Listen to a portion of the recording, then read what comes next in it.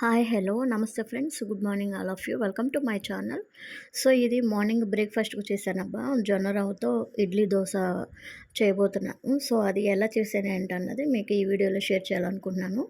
So ఇక్కడ వచ్చేసి ఒక కప్పు మినపగుళ్ళకి 2 కప్పులు జొన్నలు అయితే తీసుకున్నానబ్బా, అవి వైట్ తెల్ల జొన్నలు అనమాట. సో తీసుకొని ఇక్కడైతే ఒక కప్పు బ్రౌను రైస్ అయితే వేశాను.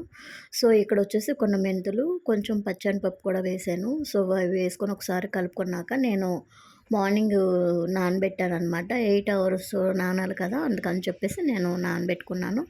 సో ఇది ఈవినింగ్ అనమాట నేను పప్పు కడగటానికి తీసాను. సో ఇక్కడ అటుకులు కూడా వేస్తున్నాను. వైట్ అటుకులు ఉంటే అవి వేస్తున్నాను. ఈసారి బ్రౌన్ అటుకులు అయితే లేవు.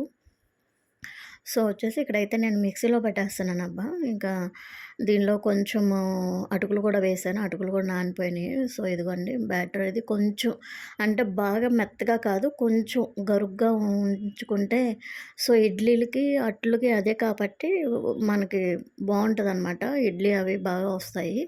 సో ఇది మార్నింగ్ అనమాట. ఇదిగోండి పర్మిట్ అయిపోయింది పిండి వచ్చేసి. సో అది కలుపుకొని కావాల్సింది ఒక గిన్నెలో అయితే తీసేసుకున్నాను నేను. తీసుకొని దానిలో అయితే సాల్ట్ కలుపుకున్నాను.